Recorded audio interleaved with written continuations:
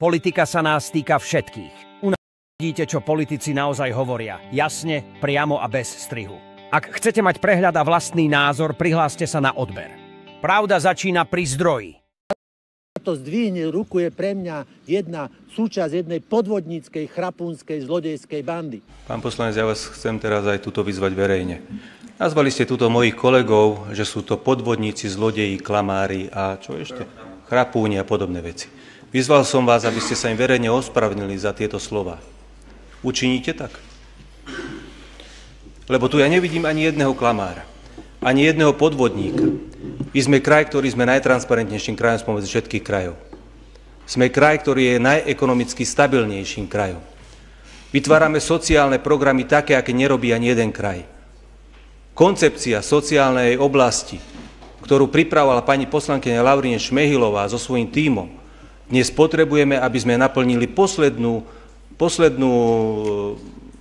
posledné klbko do toho, aby sme to vedeli uzavrieť. A to sú týrané ženy. Odklonili ste problém týraných žien za nezmyselné veci, ktoré ste tu aj teraz ešte povedali. Riešite tu, že kradneme detské ihriska. Tu máte čierne na bielom, ste to počuli od pánov riaditeľov, pani riaditeľky, pána riaditeľa, že nebereme detské ihriska. Akým právom vy zavádzate verejnosť? Akým právom vy očierňujete mňa, mojich kolegov? Ja to znesiem, ale postavím sa za každého jedného tu, bez rozdielu na politickú príslušnosť. Vytlkáte politický kapitál tam, kde by ste ho nemali. A mali by ste podporiť takéto veci. Stavujeme ďalšie 3 zariadenia sociálnych služieb pre našich seniorov. To, čo hovorila vaša kolegyňa Holečková na tlačovke, že poďme do toho, že veď rušíme školy. Nie. My do tých zariadení ideme, ale s výstavbou ďalších zariadení sociálnych služieb v ďalšom volebnom období. My keby sme mali teraz 400 lôžok, tak ich viem naplniť seniormi. Podiel seniorov nám rastie rýchlejšie ako podiel detí do 14 rokov. Viete o tom, že sa to deje v Nitrianskom kraji? Čo vy viete, ako stojí Nitriansky kraj ekonomicky? Čo vy viete o tom, ako vyzerá to zariadenie, ktoré ste tuto mali vysvietené, kde ste manipulovali verejnosť, aké luxusné veci sa tu robia? Si pozrite reálne fotky. Od druhého dňa tam viem naplniť tie deti a tie ženy, ktoré dnes v kúte ležia. Kde príde ten násilník, ktorý ich pred tými deckami znásilňuje. Toto je holý fakt.